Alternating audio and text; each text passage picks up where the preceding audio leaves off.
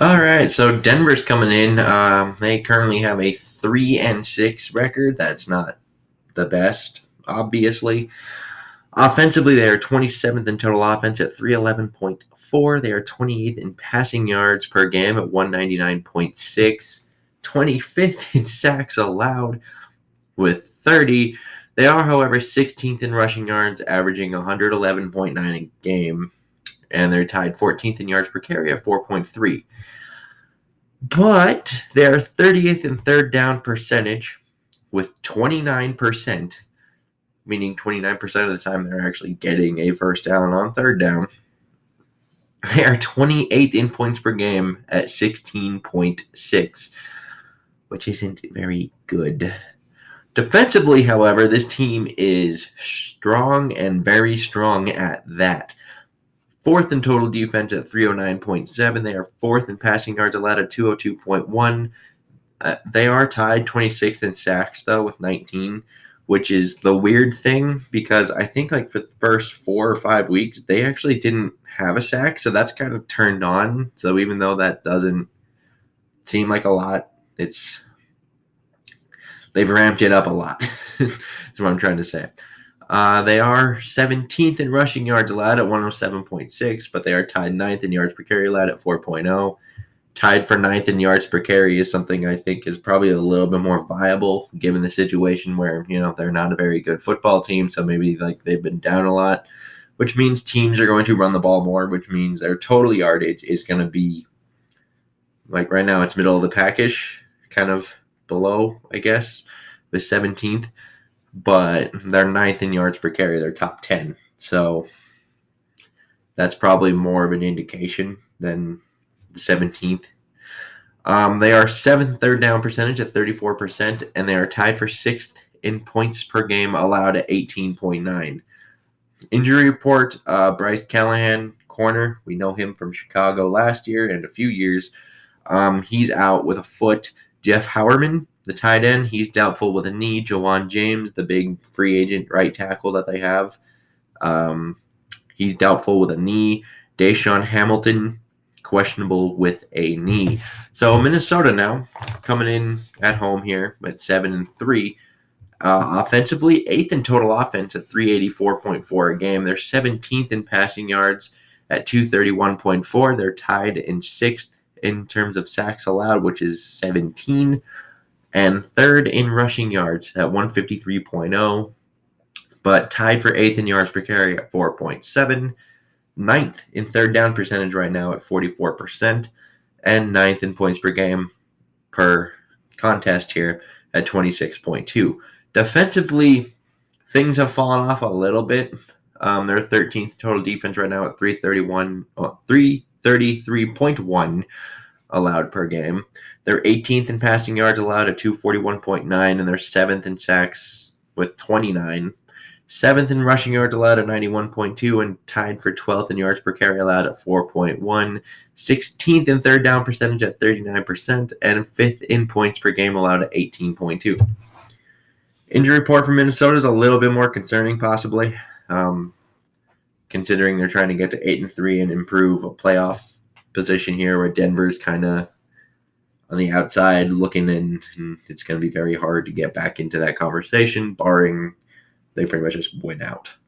But Thielen, he's out still with a hamstring. Josh Klein out with a concussion, which I do like Klein, but Dozier typically comes in and he plays at an okay level where you don't really notice, like, oh, God, he's a backup.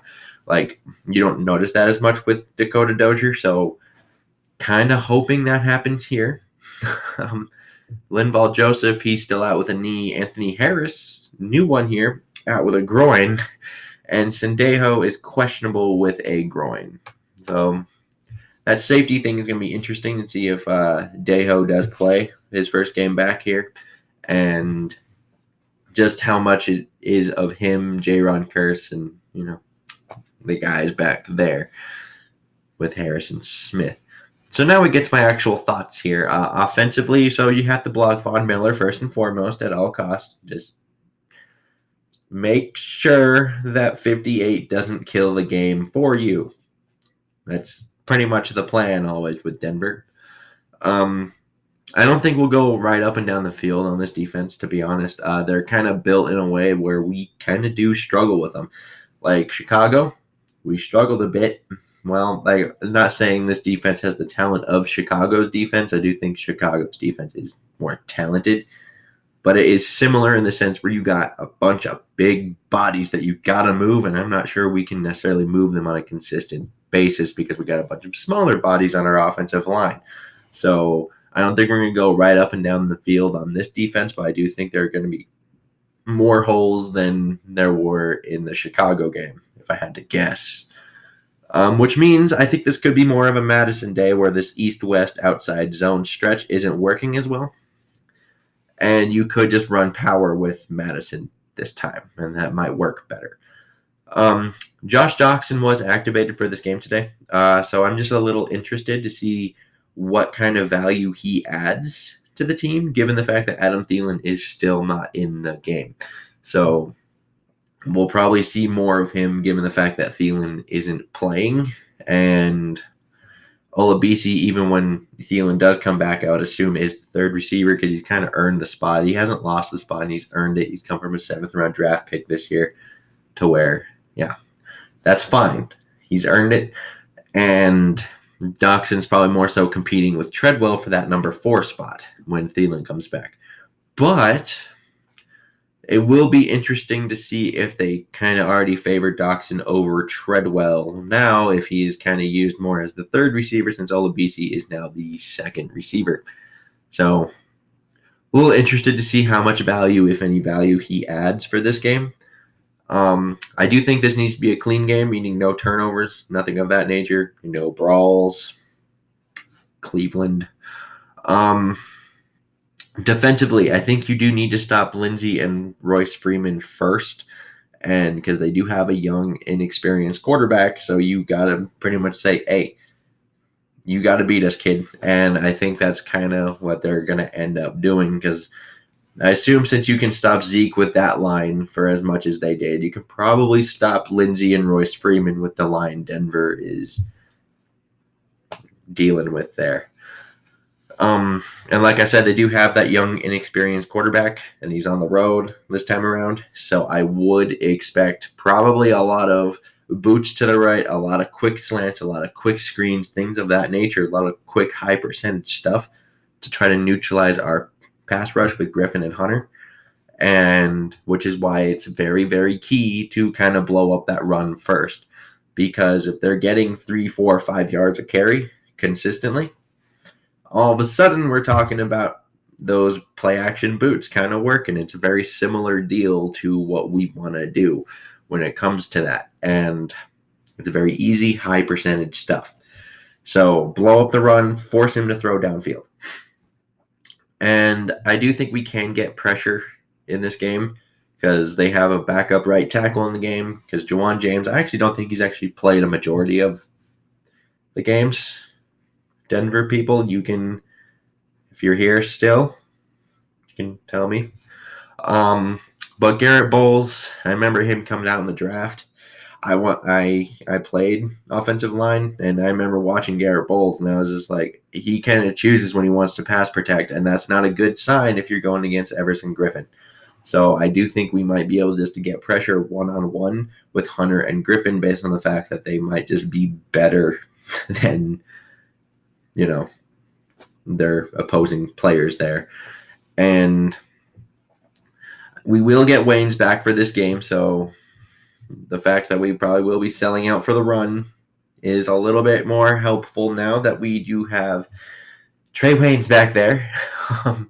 Because, with Mike Hughes coming off the ACL, it usually takes a year for him to get back. Rhodes was struggling, even though Rhodes wasn't necessarily the problem last game.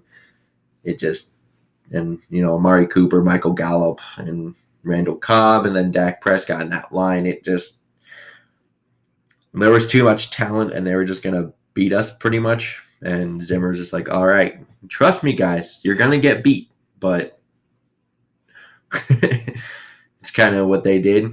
And I think they're going to do a similar thing this game. Just to make sure we do know, Sutton and Fant, I think, are the main receiving threats. Deshaun Hamilton, he's very quick in space. He is questionable for this game with a knee. but he is a guy that you could be worried about because I think he's going to be more so the Emmanuel Sanders replacement when he comes into it, just from a skill set wise standpoint there. And just a very similar breed of receiver, I guess you could say. And my prediction is I do have Minnesota winning this game. They're 26-13. Just thinking we can kind of go in with like a similar, if not like almost the exact same type of game plan here, where they just sell out for the run and force Brandon Allen to beat you. Just be like, well, if it's not a coming of an age day for Brandon Allen, you're not going to win the game, so to speak. Where we're going to leave a lot of his receivers one-on-one. We're going to give a lot of looks, and we're going to bring a lot of blitzes on third down, especially if we can hold them into 3rd and 7, 3rd and 8, 3rd and 9, and they can hold the run like they did last week, which I don't think should be too much of an issue given the fact that they held the Dallas Cowboys on the road to, 50 yards rushing last week. So I would think that could also come to that, fruition here. And I am thinking they probably will need to avoid turnovers and create a turnover or two in order to win by that kind of margin, because this defense is really, really good. And I've seen a lot of people being like, oh, this is going to be like a 42-3 kind of game because they're 3-6. We're at home. We're 7-3. Get it done, boys. And I don't think it's really that simple, because that defense is really good. That defense is actually a playoff caliber defense. The problem with Denver is their offense plays at like a JV high school level sometimes. So, but that being said, they still have some weapons with Cortland Sutton, Noah Fant, and, they got Phillip Lindsay and Royce Freeman in the backfield. They got some backs. They got a good stable. They have some weapons. Don't let people make you think, oh, this team is just complete garbage, because they're not. It's just, you got to play a very safe game with them and try to force them into the mistake in order to really be comfortable against them, so to speak. We'd like to know your comments down below, and liking and subscribing always helps. And until next time, I bid y'all adieu.